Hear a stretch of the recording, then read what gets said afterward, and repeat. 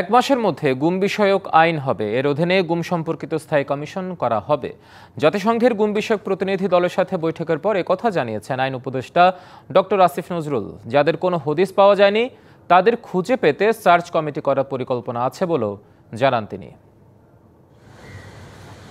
সোমবার সকালে আইন মন্ত্রণালয়ে উপদেষ্টা ডক্টর আসিফ নজরুলের সাথে বৈঠক হয় জাতিসংঘের গুম বিষয়ক ওয়ার্কিং গ্রুপের 3 সদস্যের প্রতিনিধি দলের।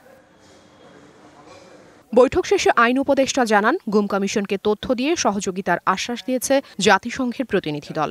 বলেন, স্থায়ী গুম কমিশন করতে চায় সরকার। শিগগিরই এ বিষয়ে আইন করা হবে। আমরা যে গুম বিষয়ক তদন্ত কমিশন করেছি সেটার প্রশংসা করেছেন।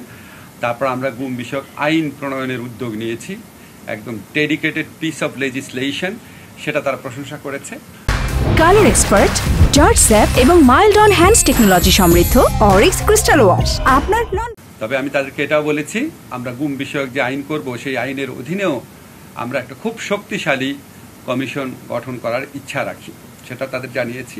এদিকে সরকারি চাকরি আইন সংশোধন অধ্যাদেশ এর প্রতিবাদে সোমবারও বিক্ষোভ হয়েছে সচিবালয়ে।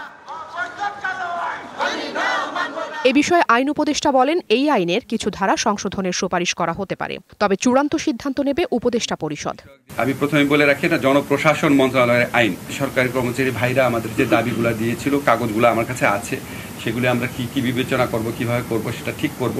ঠিক করার পর ইনশাআল্লাহ যত তাড়াতাড়ি সম্ভব আমরা একটা রিপোর্ট উপদেষ্টা পরিষদের মিটিংয়ে তুলব। Afrin Anwar, DBC news, Dhaka.